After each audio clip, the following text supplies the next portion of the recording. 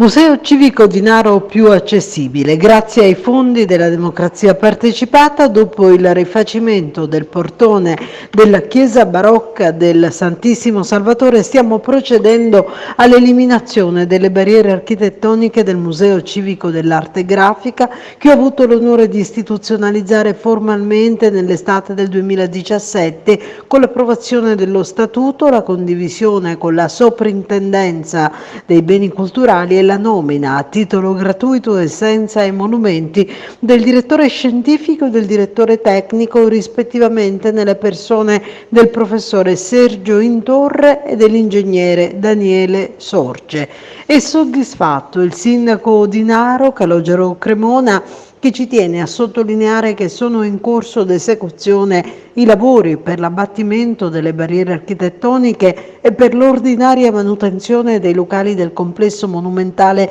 Palazzo Amalfitano, ex ospedale San Rocco, ospitanti il Museo Civico di Naro. I lavori sono stati avviati a seguito di un progetto presentato dalla locale associazione Indara e selezionato dall'assessorato comunale alla cultura retto da Rosa Maria Giunta, a seguito di avviso a suo tempo rivolto ai cittadini singoli e associati che avessero idee progettuali da finanziare con i fondi regionali della cosiddetta democrazia partecipata.